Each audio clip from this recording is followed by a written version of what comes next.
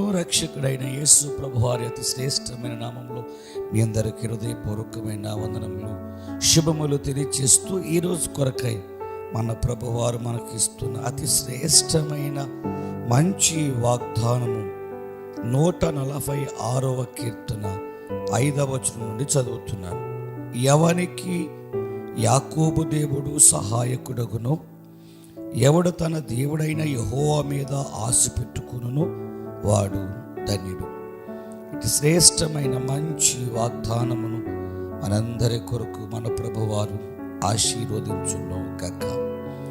ఎవనికి యాకోబు దేవుడు సహాయకుడగునో, దేవుడు ఒక వ్యక్తి పేరును మన కొరకు ప్రస్తావనకు తెస్తూ ఉన్నారు. ఆయన పేరు యాకోబు.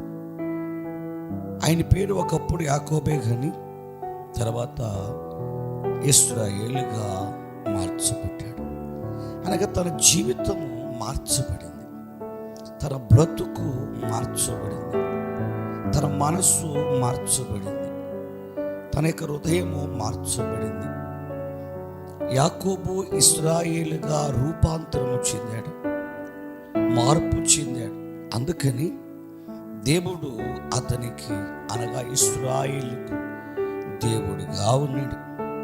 అంతేకాదు, తన బిడలైనటువంటి 12 మంది కుమారులను దేవుడు తన కుమారులుగా, తన సొత్తుగా, తన జనాంగముగా, తన ప్రజలుగా అంగీకరించటం జరిగింది. ఈరోజు ఈ వాగ్దానం విన్నటువంటి మనము కూడా మన యొక్క ఆలోచన మనము మార్చుకుని దేవునికి అనుకూలముగా మార్చబడగలిగితే, మన యొక్క హృదయములను దేవునికి అనుకూలముగా మార్చుకోగలిగితే, మన యొక్క జీవితమును బ్రతుకును దేవునికి ఇష్టకరంగా మార్చుకోగలిగితే, ఈ యాకోబుకు దేవుడిగా ఉండి ఇశ్రాయేలుగా మార్చిన ఆ దేవుడే, ఇశ్రాయేలుకు సహాయం చేసిన ఆ దేవుడే నీకు నాకు కూడా సహాయం చేయటానికి ఆయన ఇష్టపడుతూ ఉన్నాడు. తర్వాత ఒక కింద లైన్లో, ఎవడు తన దేవుడైన యెహోవా మీద ఆశ పెట్టుకొనును వాడు ధన్యుడు. రెండవది, దేవుని మీద ఆశ పెట్టుకునే వారి గురించి రాయబడుతుంది.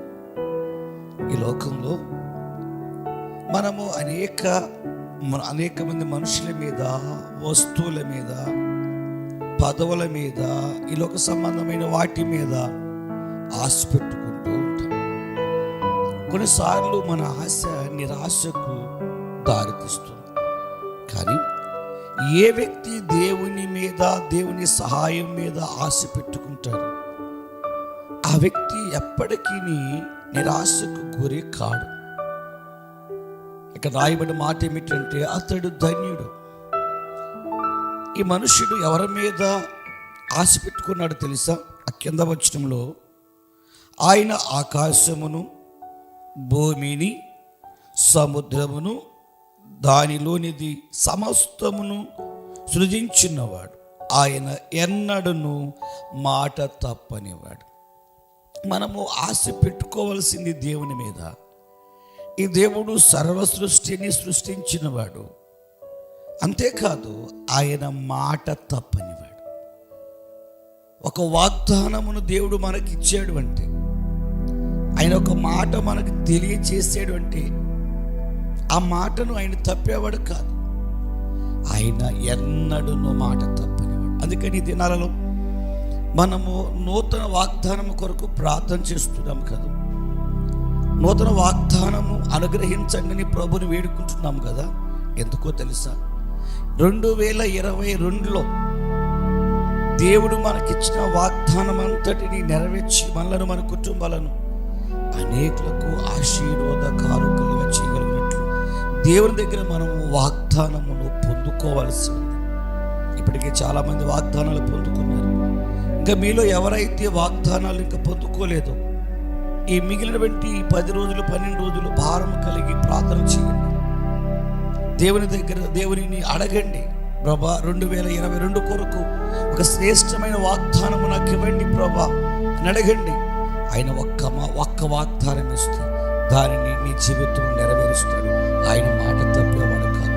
శ్రేష్టమైన ఆశీర్వాదములతో 2022లో దేవుడు మిమ్మలను, మీ కుటుంబాలను, మనందరినీ కూడా బహుగా ఆశీర్వదించి ఆయన సహాయము చేసి కృప చూపునుగాక. చిన్న ప్రార్థన. అత్యంత కృప కలిగిన యేసుక్రీస్తు ప్రభువా, మీరు మాకు ఇస్తున్న అతి శ్రేష్టమైన మంచి వాగ్దానమును పెట్టుకున్నాను. మీ సహాయమును పొందేవారు ధన్యులు, మీ మీద ఆశ పెట్టుకునేవారు ధన్యులు. ఎందుకంటే మీరు మాట తప్పని దేవుడిగా మాకున్నందుకు మీకు కృతజ్ఞతా స్తోత్రం తెలియజేస్తూ, ఈ వాగ్దానం వింటున్న వారందరిలా మీ ప్రతి ఆశీర్వాదములు వారి కనపరిచి దీవించండి. క్రీస్తు నామములో ప్రార్థించి వేడుకుంటున్నాము తండ్రి. ఆమేన్.